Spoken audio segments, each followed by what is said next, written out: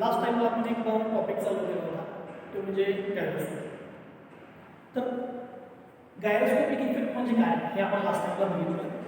तर एक मी 2 minute revise करतो. आपण गायरोस्कोपिक मधला नेक्स्ट पॉईंट आपल्याला बघायचा तो म्हणजे gyroscopic effect acting on the aeroplane. त्याच्याकडे जायच्या अगोदर परत आपण एकदा गायरोस्कोपिक इफेक्ट काय हे परत एकदा बघूया. बघा लास्ट टाइमला मी असं दिलं कन्सिडर वन रोटेटिंग डिस्क. एक रोटेटिंग डिस्क घेतली. समजा ही डिस्क आहे रोटेट व्हायला लागली.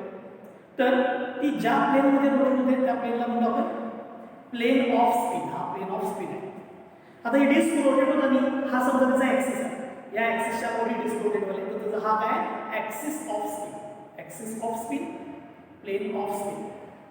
गायरोस्कोपिक इफेक्ट कधी ऍक्ट होतो ज्या वेळेला एखाद्या रोटेटिंग बॉडीचा ऍक्सिस रोटेट होतो. म्हणजे रोटेटिंग बॉडीच्या ऍक्सिसची मोशन याला म्हणतो आपण प्रिसिजनल मोशन. म्हणजे ज्या वेळेला प्रिसिजनल मोशन होते त्यावेळेला काय होतं गायरोस्कोपिक इफेक्ट ऍक्ट होतो. बघा ही डिस्क रोटेटिंग आहे. त्याचा हा ऍक्सिस आहे म्हणजे ऍक्सिस ऑफ स्पिन. हा ऍक्सिस रोटेट झाला म्हणजे ही प्रिसिजनल मोशन झाली. ही मोशन झाली की आपोआप हे दुसऱ्या डायरेक्शनला जायला सुरुवात होते. म्हणजे ही डिस्क आपोआपच दुसऱ्या डायरेक्शनला जायला सुरुवात होते. याला आपण गायरोस्कोपिक इफेक्ट. पण गायरोस्कोपिक इफेक्ट आपण म्हटलं when the axis of any rotating body's axis of any rotating body rotates the precision motion, then the body is subjected to gyroscopic effect. And gyroscopic effect असते then it moves in the third plane. बघा हा plane of spin, हा precisionalचा plane, the plane of precisional motion. तर तुमची body ही move होणार ती तिसऱ्याच प्लेनला move होणार की तुझ्या ठीक आहे. त्यामुळे इफेक्ट काय होतो की बॉडी अशी जायला चालू होते. त्याला म्हणतो आपण गायरोस्कोपिक इफेक्ट. हे लास्ट टाइमला आपण एका तुम्हाला व्हिडिओमध्ये पण दाखवलं होतं ज्याच्यामध्ये डिस्क होती रोटेटिंग होती. मग त्या डिस्कला तुम्ही एका सपोर्टवरती ठेवलं होतं. ती खाली पडायला पाहिजे होती पण ती काय ते आपण रोटेट करायला लागली म्हणजे काय होता गायरोस्कोपिक इफेक्ट. मग आता आपल्या सगळ्या गोष्टी गायरोस्कोपिक इफेक्ट कशावरती बघायचं आपल्याला एरोप्लेन शिप आणि फोर्ट. मग हे बघण्या अगोदर पण मी आता काय करतोय की gyroscopic effect acting on the aeroplane. Next चालू करतोय gyroscopic effect acting on the aeroplane. आता एरोप्लेनवरचा जो गायरोस्कोपिक इफेक्ट आहे मला तो बघण्यासाठी मी काय केलंय एरोप्लेनचा इथं मी एक व्ह्यू ड्रॉ केला आहे. एक फ्रंट व्ह्यू आहे एक टॉप व्ह्यू आहे. कसा एरोप्लेन बघा हे एरोप्लेन असं चाललंय ठीक आहे. हे असं चाललंय तुमच्याकडून बघितल्यानंतर हा त्याचा फ्रंट व्ह्यू आहे. हा फ्रंट व्ह्यू ठीक आहे. हे एरोप्लेन इकडे चाललंय तर तो फ्रंट व्ह्यू मला घेतला ठीक आहे. हा फ्रंट व्ह्यू. त्याच्यानंतर हेच एरोप्लेन जर तुम्ही टॉपने बघितलं टॉपने या तर कसं दिसेल ते करा बघा. आता ह्या एरोप्लेनमध्ये हा फ्रंट व्ह्यू हा टॉप व्ह्यू. हा जो फ्रंट असतो एरोप्लेनचा फ्रंट त्याला म्हणतात आपण नोज. फ्रंट एरोप्लेनचा फ्रंट त्याला म्हणायचं नोज म्हणायचं. ह्याचा जो रिअर आहे तो rear. So front is nose आणि रिअर हा रिअर किंवा टेल त्याकडे म्हणू शकता. त्यानंतर या एरोप्लेनमध्ये काहीतरी इंजिनचा रोटेटिंग पार्ट असेल. इंजिनचा रोटेटिंग पार्ट तो पार्ट मी बाहेर दाखवलाय इथे दाखवलाय कन्व्हिनियंटली मी प्लेस केलाय. त्याला मी म्हणते प्रोपेलर म्हणजे रोटेटिंग पार्ट ऑफ इंजिन म्हणून म्हणते प्रोपेलर. त्यानंतर या एरोप्लेनमध्ये मी एक अजून गोष्ट ऍड केली ती म्हणजे ऑब्झर्वर. ऑब्झर्वर म्हणजे तुम्ही. ऑब्झर्वर म्हणजे तुम्ही ठीक आहे. म्हणजे तुम्हाला कुठे प्लेस केलं ह्या एरोप्लेनच्या रिअरला प्लेस केलं. या बाजूने तुम्हाला बघायचं एरोप्लेन. आता एरोप्लेनवरती गायरोस्कोपिक इफेक्ट कसा काय ऍक्ट होणार ते पहिल्यांदा सांगतो. समजा हे तुमचं एरोप्लेन चाललंय. हे एरोप्लेन जात असताना एरोप्लेनचा रोटेटिंग पार्ट असा रोटेटिंग हे एरोप्लेन चाललंय तुमचं आणि हा इंजिनचा रोटेटिंग पार्ट हा रोटेट झाला. तर हा कसा झाला ऍक्सिस ऑफ स्पीड. हा झाला ऍक्सिस ऑफ स्पीड. आणि जर समजा तुम्ही एरोप्लेनचा टर्न घेतला लेफ्ट घ्या राईटला घ्या अप घ्या डाऊन घ्या कसाही टर्न घ्या. जर एरोप्लेनचा टर्न घेतला तर काय होणार हा रोटेटिंग बॉडी हा त्याचा ऍक्सिस रोटेट होणार. ऍक्सिस रोटेट झाला म्हणजे प्रिसिजनल मोशन झाली. आणि प्रिसिजनल मोशन झाली की काय होणार तुम्ही लेफ्ट टर्न घेत असणार पण गायरोस्कोपिक इफेक्ट मध्ये तिसऱ्याच प्लेनला जायचं होणार. म्हणजे तुम्ही लेफ्ट टर्न घ्यायला ते चालले वर तुम्ही राईट टर्न घ्यायला ते चालले खाली असं होणार नाही. त्यामुळे एरोप्लेनमध्ये आपल्याला गायरोस्कोप हा प्लेस केला असतो जेणेकरून तुम्हाला इंडिकेट करतो की तुम्ही लेफ्ट टर्न घेत असेल तर कुठं जाईल वर जाईल तर खाली जाईल किंवा तुम्ही अप घ्यायला तर तो राईटला जाईल का लेफ्टला जाईल हे बघायचं आपल्याला ठीक आहे. मग मी यासाठी इनिशियल कंडिशन कन्सिडर करतो. इनिशियल कंडिशन काय की ऑब्झर्वर आणि real place. So observer is at real ऑब्झर्वरला मी रिअरला प्लेस करेन. हा प्रोपेलर रिअरवरून बघितलं तर आपण असं कन्सिडर करूया क्लॉकवाईज रोटेट. म्हणजे ऑब्झर्वरनी बघितलं तर इंजिनचा रोटेटिंग पार्ट हा क्लॉकवाईज रोटेट करावा. रिअरवरून बघितल्यानंतर इंजिनचा रोटेटिंग पार्ट हा क्लॉकवाईज रोटेट होतो. ऑब्झर्वर किती बघितलं हा काय झालाय क्लॉकवाईज रोटेट होतो रिअरवरून. ठीक आहे क्लॉकवाईज जे rotating part rotates in clockwise direction. आता एरोप्लेनचा पुढचा टर्न घेऊया. एक तर तुम्ही राईटला टर्न घ्या किंवा एक तर लेफ्टला. मी मेन्शन केलेलं आहे लेफ्ट टर्न. म्हणजे मी असं कन्सिडर करणार आहे की एरोप्लेन आता लेफ्ट टर्न घेणार. बघा मी कंडिशन सांगतो. ऑब्झर्वर मी रिअरला प्लेस केला म्हणजे तुम्ही रिअर वरून बघितल्यानंतर इंजिनचा रोटेटिंग पार्ट म्हणजे प्रोपेलर क्लॉकवाईज रोटेट व्हायला लागला आणि एरोप्लेन टर्न कुठे घेणार आहे लेफ्टला टर्न घेणार. तर गायरोस्कोपिक इफेक्ट काय होईल आता तर तुम्हाला मी सांगणार. ठीक आहे. मग हे गायरोस्कोपिक इफेक्ट डिटरमाइन करण्यासाठी पहा आपल्याला मोमेंटम डायग्राम ड्रॉ करावी लागते जी मी लास्ट टाइमला पण ड्रॉ केली होती. मी आता तरी ड्रॉ करतो मोमेंटम डायग्राम. हे सगळ्यात महत्त्वाचं. या मोमेंटम डायग्रामवरती आपल्याला गायरोस्कोपिक इफेक्ट कळतो. ठीक आहे. मी जर असं मोमेंटम डायग्राम ड्रॉ करतो. मोमेंटम डायग्राम बघा टर्न घ्यायच्या अगोदर हे तुमचं एरोप्लेन चालू हे चालू असं एरोप्लेन. ठीक आहे. आता या कंडिशन मध्ये हा इंजिनचा रोटेटिंग पार्ट रोटेट व्हायला लागला हा म्हणजे प्रोपेलर आणि हा त्याचा ॲक्सिस ऑफ स्पिन. हा ॲक्सिस ऑफ स्पिन हा इंजिनचा रोटेटिंग पार्ट हे एरोप्लेन पुढे चालले असेल. ठीक आहे. मग तुम्ही रिअरवर बघितल्यानंतर आता तुम्ही रिअर लाईन ऑब्झर्वर रिअर असल्यानंतर हा क्लॉकवाईज रोटेट व्हायला आहे तर हे मूव्ह आहे ना मग याचा टर्न घ्यायच्या अगोदरचा मोमेंटम ड्रॉ करतो. टर्न घ्यायच्या अगोदरचा मोमेंटम डायग्राम आपण लास्ट टाइमला बघितलेलं मी सांगतो. मोमेंटम म्हणजे काय असतं mass into velocity. Angular momentum हे पण आपण लास्ट टाइमला बघितलं. अँग्युलर मोमेंटम मासच्या जे काय मास मोमेंट ऑफ इनर्शिया आणि व्हेलॉसिटी जे आहे ओमेगा. आणि हा अँग्युलर मोमेंटम ची डायरेक्शन म्हणजे ओमेगाची डायरेक्शन असते. का ती वेक्टर क्वांटिटी आहे बरोबर. व्हेलॉसिटी वेक्टर क्वांटिटी आहे. मग आपण लास्ट टाइमला राईट हँड रूल यूज केलेला आणि राईट हँड रूल आपण व्हेलॉसिटी डायरेक्शन शोधली फॉर रोटेटिंग बॉडी. मग ती डायरेक्शन जी होती व्हेलॉसिटीची तीच म्हणजे मोमेंटमची डायरेक्शन. ठीक आहे. मग आता हे एरोप्लेन तुमचं चाललंय टर्न घ्यायच्या अगोदरचा जो मोमेंटम असेल तो म्हणजे तुमचा काय असणार इनिशियल मोमेंटम. आता मी इनिशियल मोमेंटम ड्रॉ करतो ना लक्षात. एरोप्लेन चाललंय हा रोटेटिंग पार्ट हा त्याचा ॲक्सिस ऑफ स्पिन. ठीक आहे. हे चाललंय पुढे टर्न घ्यायच्या अगोदर ऑब्झर्वर तुम्ही मागायचं इथून बघायचं. ठीक आहे. ॲक्सिस ऑफ स्पिनला आपण काय करतो वेक्टर म्हणजे पॅरलल आहे ह्याला पॅरलल लाईन म्हणतो. ॲक्सिस ऑफ स्पिनला पॅरलल लाईन. ठीक आहे. ह्या पोझिशनला पॅरलल लाईन. आता मागून बघितल्यानंतर राईट हँड थंब रूल प्रमाणे प्रोपेलर कसं रोटेट करायला आहे क्लॉकवाईज. त्यामुळे हे माझे फिंगर्स कसे असणार तर क्लॉकवाईज डायरेक्शन इकडून बघायचं ही क्लॉकवाईज डायरेक्शन. ह्या बाजूला बघितली ही clockwise observer rear clockwise direction आली. ठीक आहे. तर माझा थंब त्यात आपण डायरेक्शन ऑफ वेक्टर म्हणजे इकडून बघितल्यानंतर फिंगर्स म्हणजे क्लॉकवाईज आहेत राईट हँडचे आणि हा थंब म्हणजे माझा काय असणार डायरेक्शन ऑफ वेक्टर म्हणजे ॲरो इकडे यायला पाहिजे. ठीक आहे. सो ॲक्सिस ऑफ स्पिनला पॅरलल लाईन आणि ॲरो इकडे हा म्हणजे माझा मोमेंटम वेक्टर झाला. राईट हँड रूल प्रमाणे curled fingers direction of rotation thumb direction of vector. मी रिअरला बसलो ऑब्झर्वर इकडून बघितल्यानंतर हे क्लॉकवाईज आहे थंब म्हणजे इकडे माझा वेक्टर आला. हा माझा इनिशियल मोमेंटम वेक्टर ह्याला मी म्हणतो OX इनिशियल मोमेंटम वेक्टर. आता हे टर्न घ्यायच्या अगोदर आता एरोप्लेनचं मला टर्न घ्यायचं टर्न लेफ्टला. मग मी जर एरोप्लेनचा टर्न समजा जर लेफ्टला घेतला तर काय होईल ते बघूया. आता बघा हे एरोप्लेन चाललंय प्रोपेलर रोटेट क्लॉकवाईज आणि टर्न घेतला.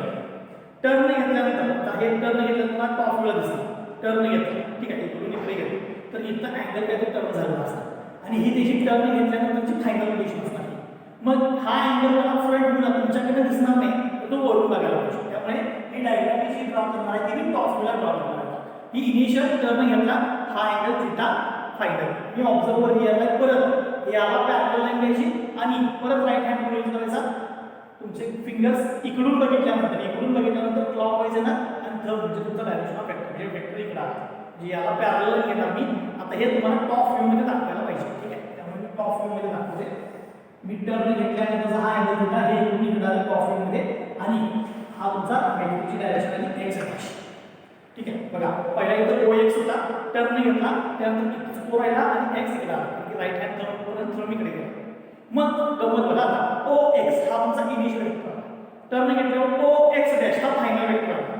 x पॉइंट पुढे येते तर x पॉइंट x डॅश तुमचा पॉइंट मागे आहे बरोबर आहे हे टॉप मध्ये बघितलं दिसतं x पुढे आहे x डॅश मागे आहे तर तुमचा चेंज इन वेक्टर x कडून काय असतो x डॅश x कडून x डॅश कडे ठीक आहे. त्यामुळे x टू x डॅश हे म्हणजे तुमचं काय असणार चेंज इन मोमेंटम.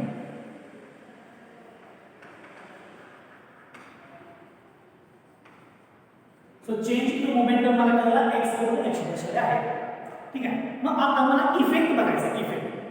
मग इफेक्ट कसा काढायचा लक्ष द्या हे सगळ्यात महत्त्वाचं. ह्या प्रॉब्लेम मध्ये सगळ्यात महत्त्वाची गोष्ट जी आहे मोमेंटम डायग्राम काढल्यानंतर इफेक्ट कसा शोधायचा. आता मी इफेक्ट सांगणार आहे बघा व्यवस्थित केअरफुली बघा.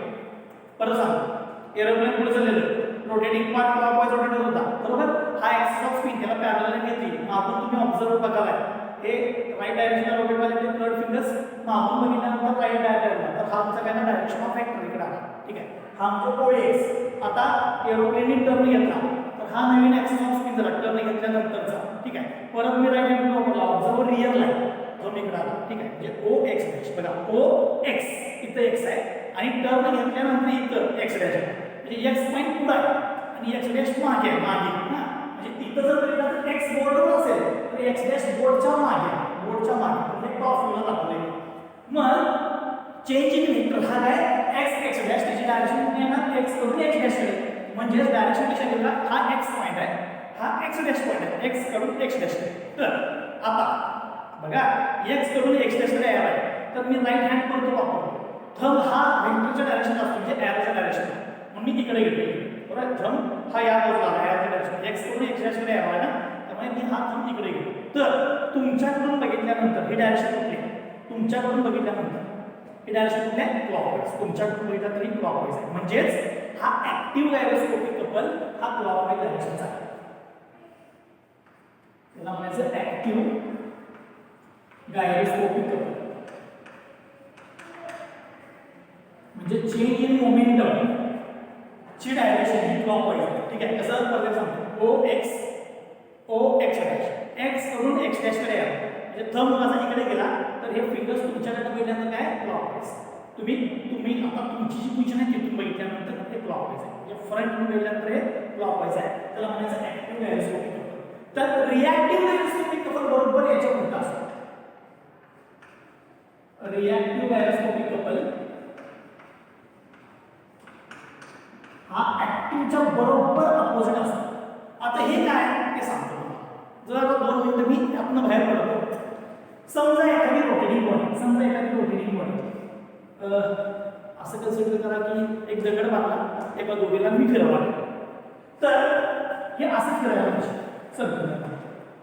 मग ही जोपर्यंत दोरी आहे तर ह्या दोरीमध्ये जो फोर्स ऍक्ट होतो तो सेंट्रिपेटल फोर्स असतो. सेंट्रिपेटल म्हणजे ह्या दगडाला आतमध्ये ओढायला होतो आणि हे फिरायला चालू झालं फिरायला म्हणजे डायनेमिक मध्ये गेल्यानंतर याच्यावरती सेंट्रिफ्युगल फोर्स आहे.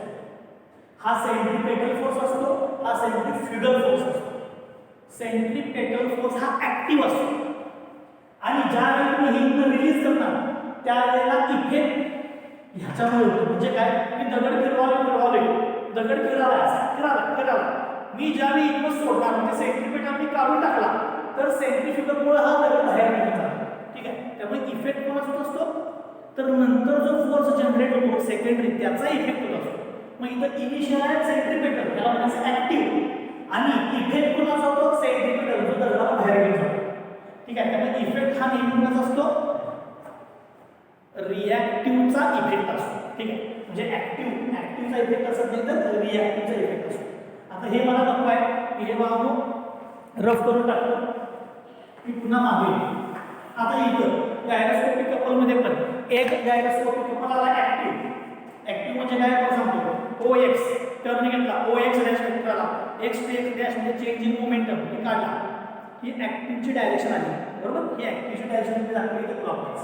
पण इफेक्ट ऍक्टिव्हचा होत नाही रिॲक्टिव्हचा. सेंट्रिपेटलला अपोजिट कुठला होता सेंट्रिफ्युगल त्याचा इफेक्ट झाला तर ऍक्टिव्हला अपोजिट म्हणजे रिॲक्टिव्ह आणि रिॲक्टिव्हचा इफेक्ट होतो. त्यामुळे हा एकदम इम्पॉर्टंट आहे.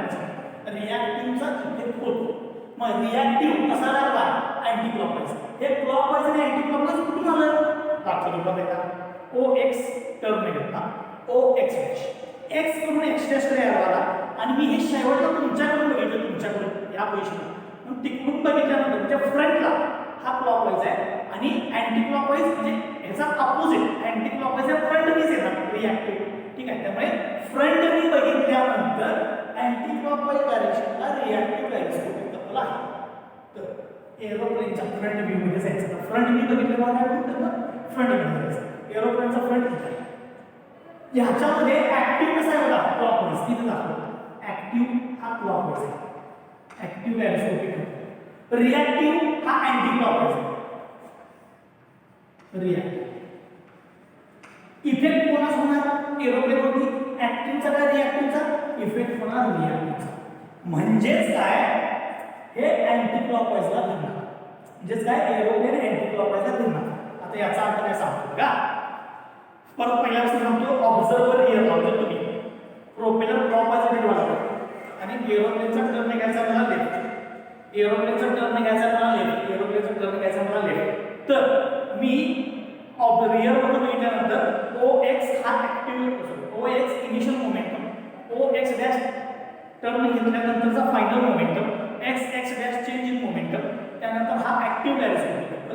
याच्या बरोबर अपोजिट रिॲक्टिव्ह डायरेक्शन होतो. तुमच्याकडून बघितल्यानंतर फ्रंटला मी इफेक्ट दाखवतो फ्रंटला रिॲक्टिव्ह डायरेक्शन याचा अर्थ असा झाला ऑब्झर्वर रिअरला प्रोपेलर क्लॉकवाईज रोटेट आहे एरोप्लेनला लेफ्ट टर्न घेतला तर इफेक्ट कसा आहे म्हणजे रिॲक्टिव्हचा अँटी क्लॉकवाईज. म्हणजे हे एरोप्लेन लेफ्टला टर्न घ्यायला बघणार पण लेफ्टला जाणार नाही. गायरोस्कोपिक इफेक्ट म्हणून असं बरं अँटी क्लॉकवाईज म्हणजे याचा फ्रंट म्हणजे नोज हा राईज होणार. नोज हा होणार राईज आणि ह्याचा टेल म्हणजे रिअर हा काय dip rise the nose dip the tail. ठीक आहे. मग आता मी हे सगळं इथे एका टेबलमध्ये लिहितो. जे तुम्हाला मी आता सांगितलं ते सगळे एका टेबलमध्ये लिहिणार आहे. पण त्याच्या अगोदर कपलची किंमत किती आहे गायरोस्कोपिक कपल ते लिहितो. कारण आपण हे लास्टच्या लेक्चरला हे डिराईव्ह केलं होतं. गायरोस्कोपिक कपल चा फॉर्म्युला काय होता I omega omega P. I म्हणजे mass moment of inertia omega म्हणजे रोटेटिंग बॉडी म्हणजे इंजिनची स्पीड ओमेगा पी म्हणजे प्रिसिजनची मोशन म्हणजे ऍक्सिस जो रोटेट होणार आहे त्याची अँग्युलर मोशन. हा एवढा कपल आहे. आणि इफेक्ट बघा आपण एकदा सांगतो ऑब्झर्वर रिअरला प्रोपेलर क्लॉकवाईज करायला आहे एरोप्लेनने लेफ्ट टर्न घेतला तर तो लेफ्टला जाणार नाही तर बघणार वर जायला बघणार अँटी क्लॉकवाईज करायला बघणार म्हणजे rise the nose dip the tail. मग आता हे मी एका टेबलच्या फॉर्मॅटमध्ये लिहितो. मला असं वाटतं की आता तुम्हाला समजलं असेल की गायरोस्कोपिक इफेक्ट नक्की कसा ऍक्ट झाला. ठीक आहे. मग आता मी हे टेबलच्या फॉर्मॅटमध्ये बनवणार असं कन्वर्ट करतो. जी मला गोष्ट नको तेवढीच तुम्ही ह्यात काढून कपलची किंमत तुम्हाला माहिती आहे काढतो. मी इथे एक छोटासा टेबल बनवतो आणि ह्या टेबलमध्ये मी तुम्हाला सांगतो की इफेक्ट कसा होता. सगळ्यात पहिल्यांदा ऑब्झर्वर कुठं आहे. आता ऑब्झर्वर मी रिअरला ठेवला तो फ्रंटला पण ठेवू शकता तुम्ही कुठेही ठेवू शकता. हे ऑब्झर्वरची पोझिशन. त्याच्यानंतर प्रोपेलर तिथे मी क्लॉकवाईज घेतलं अँटी क्लॉकवाईज पण फिरू शकतो. त्यामुळे प्रोपेलर म्हणजे रोटेटिंग पार्ट क्लॉकवाईज किंवा अँटी क्लॉकवाईज. ठीक आहे. त्यानंतर टर्न तुम्ही एकला लेफ्टला राईटला पण घेऊ शकतो आपण त्यामुळे तिथे टर्न. आणि सगळ्यात शेवटला महत्त्वाचं म्हणजे इफेक्ट. इफेक्ट काय झाला हा टेबल एकदम इम्पॉर्टंट आहे प्रॉब्लेम सॉल्व्ह करण्यासाठी. प्रत्येक प्रॉब्लेमला मी जे आता सांगितलं ते माहितीच असायला पाहिजे असं नाही. पण हा टेबलच्या गोष्टी जर तुम्हाला माहित असतील तर तुम्ही कोणताही प्रॉब्लेम सॉल्व्ह करू शकता. ठीक आहे. आता जी आपण केस बघितली ती मी सांगतो. बघा मी ऑब्झर्वर घेतलेला रिअर प्रोपेलर कसं ठरवलेला क्लॉकवाईज आणि एरोप्लेनचं टर्न मध्ये घेतलेला लेफ्ट. पण इफेक्ट काय आता हे अँटी क्लॉकवाईज करायला पाहिजे. म्हणजे याचा नोज काय जाता राईज आणि याचा टेल काय जाता डीप डीप म्हणजे डाऊनवर्ड घेऊन. ठीक आहे. मी ते लिहितो ऑब्झर्वर ॲट रिअर आपण घेतलं रिअर प्रोपेलरची क्लॉकवाईज डायरेक्शन घेतली टर्न घेतलेला लेफ्ट आणि इफेक्ट काय आला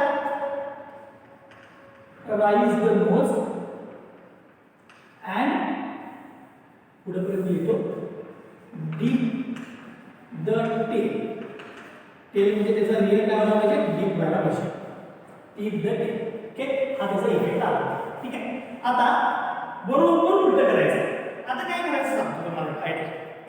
ह्या कंडिशन ऑब्झर्वर रिअरला लोकल क्लॉकवाईज टर्न लेफ्ट हे चेंज करू शकता तुम्ही. रिअरचा फरक करू शकता, क्लॉकवाईजचा अँटी क्लॉकवाईज करू शकता, लेफ्टचा राईट करू शकता, हे चेंज करू शकता. ह्यातली एक जरी चेंज केलं, एक जरी चेंज, तर इथं इफेक्ट बरोबर अपोजिट येतो. बरोबर अपोजिट म्हणजे काय बघा. पहिली इनिशियल कंडिशन पण सांगतो. Observer rear, propeller clockwise, turn left, ह्या तीन कंडिशन होत्या. ह्यातलं काहीतरी एक चेंज करूया, एकच चेंज करूया. ठीक आहे. म्हणून आपण काय करूया, टर्न बदलूया. टर्न लेफ्ट चेंज काय करूया, राईट घेऊया. म्हणजे काय, ऑब्झर्वर रिअरला असतो प्रोपेलर क्लॉकवाईज, पण लेफ्ट टर्न कडे घेणार की राईटला. टर्न जर राईटला घेतला तर इफेक्ट बरोबर अपोजिट येतो. म्हणजे एक कंडिशन बदलायची, इफेक्ट बरोबर अपोजिट. म्हणजे काय, हे जे राईट जाणार होतं, नोज जो राईट जाणार होता तो राईट जाणार नाही, तो आता खाली जाणार, डीप. आणि याचा एंड हा राईट होता. म्हणजे एक चेंज केली की इफेक्ट बरोबर अपोजिट. दोन चेंज केले तर इफेक्ट बदलत नाही. तीन चेंज केले परत इफेक्ट अपोजिट. बघा परत सांगतो, एक चेंज केलं म्हणजे ह्या तिन्ही काय तर एक बदललं तर इफेक्ट बरोबर अपोजिट होणार. दोन बदलले एकदम, दोन इफेक्ट आहे तो जाणार. तीन बदलले इफेक्ट परत अपोजिट होणार. ठीक आहे. त्यामुळे मी ह्या वेगवेगळ्या कंडिशन घेऊन इथं मी आता हे लिहिणार आहे टेबल. पण आपण लेफ्टचा जर राईट टर्न केलं तर काय होणार, ऑब्झर्वर रिअर, प्रोपेलर क्लॉकवाईज ठेवला आहे आणि मी टर्न राईट घेतला तर इफेक्ट काय ना, हे राईट चेंज करणार, dip the nose, rise the tail, बरोबर ऑपोजिट मागाच्या. ठीक आहे. आता ते ऑब्झर्वर मी रिअरला सोडतो, प्रोपेलर मी क्लॉकवाईजच घेणार, टर्न लेफ्ट ऐवजी राईट टर्न, तर इफेक्ट बरोबर याच्या अपोजिट. राईज द नोज ऐवजी काय ना, dip the nose, dip the nose and rise the tail, dip the nose and rise the tail, dip the nose and rise the tail, बरोबर opposite. आता असंच मी हे आहेच फोटो आणि हे कंडिशन अजून एक लिहितो. समजा ऑब्झर्वर मी रिअरच्या ऐवजी फ्रंटला घेतो, फ्रंट म्हणजे एक चेंज केला, प्रोपेलर क्लॉकवाईज, टर्न इनिशियल कंडिशनला लेफ्टच ठेवतो. पहिल्या कंडिशनला कंपेअर करा, एकच चेंज आहे, एकच चेंज आहे, एकच. ठीक आहे. त्यामुळे पहिला जो इफेक्ट होता एकच चेंज असेल तर त्याच्या बरोबर अपोजिट, याच्या अपोजिट म्हणजे काय ना, dip the nose and rise the tail, dip the nose and rise the tail. आता मी हे फ्रंटलाच ठेवतो म्हणजे ऑब्झर्वर फ्रंटला, प्रोपेलर क्लॉकवाईजच ठेवतो, टर्न लेफ्ट चेंज राईट घेतो. आता 3 नंबरला कंपेअर करा, 3 नंबरला कंपेअर करा, एक चेंज म्हणजे 3 नंबरच्या बरोबर अपोजिट इफेक्ट येणार, बरोबर अपोजिट. म्हणजे डीप द नोज चेंज काय ना, rise the nose and dip the tail, म्हणजे 3 नंबरच्या बरोबर अपोजिट इफेक्ट. आता जरा अनेक सांग, हे जे दिले ते 4 नंबर, हे 1 नंबरला कंपेअर करा, 1 नंबर इथं रिअल आहे, इथं फ्रंट, एक चेंज झाला, हे क्लॉकवाईज आहे, लेफ्टचं राईट म्हणजे 2 चेंज झाले, 2 चेंज. तर 2 चेंज असताना मी तुम्हाला आधी सांगितलेलं काय की इफेक्ट आहे तसा राहणार. हा इफेक्ट बघा आणि हा इफेक्ट बघा, सेम आहे, rise the nose, rise the nose म्हणजे इफेक्ट तोच आहे. म्हणून लक्षात काय ठेवायचं, initial condition observer rear, propeller clockwise, turn left घेतला तर rise the nose, dip the tail, हे तुमचं कंडिशन.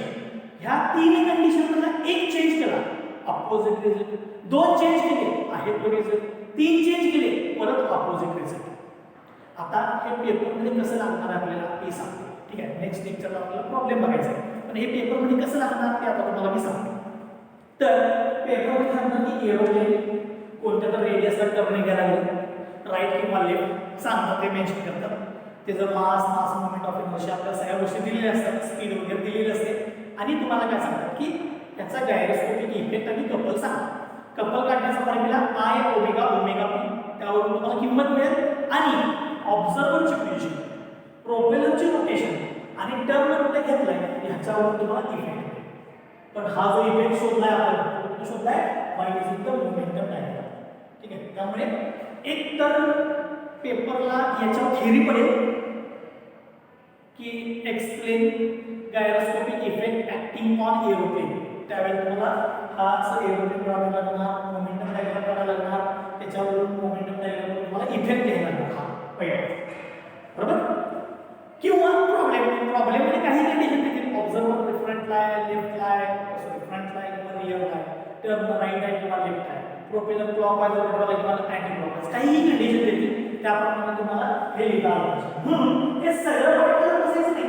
याच्या पुढे अजून हे चेंज केलं नाही ना, हे क्लॉकवाईज करते हे अजून केलं नाही, आयच केस नाही. पण ही पहिली कंडिशन जर तुम्हाला माहित असेल तर तुम्ही कुठल्याही कंडिशनसाठी आन्सर मिळू शकता. ठीक आहे. हे आहे बघा gyroscopic effect acting on aeroplane. म्हणजे एरोप्लेन पुढे चालले, तुम्ही लेफ्ट टर्न घ्यायला लागणार, पण तो इफेक्ट मुळे वर जायला चालू करणार किंवा राईटला जायला चालू करणार किंवा डाऊनवर्ड जायला चालू करणार. म्हणजे गायरोस्कोपिक इफेक्ट मुळे तुम्ही ऍक्सिस कुठे फिरवत असणार आहे आणि इफेक्ट मुळे दुसरीकडे कुठे जात असणार. म्हणून नॉर्मली एरोप्लेन मध्ये काय करतात गायरोस्कोपिक इन्स्ट्रुमेंट असतात. ते गायरोस्कोपिक इन्स्ट्रुमेंट काय करते की तुम्ही ऍक्सिस कुठे रोटेट करणार आणि हे कुठे जाणार आहे ते इन्स्ट्रुमेंट तुम्हाला सांगत असते.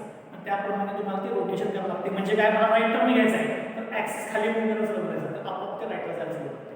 ठीक आहे. हे कोण सांगते तुम्हाला गायरोस्कोपिक इन्स्ट्रुमेंट. ठीक आहे. त्यामुळे एरोप्लेनमध्ये गायरोस्कोपिक इन्स्ट्रुमेंट हे एकदम मस्त आहे. नाहीतर तुम्ही लेफ्ट टर्न घ्यायचं एरोप्लेन. ठीक आहे. असं होणार.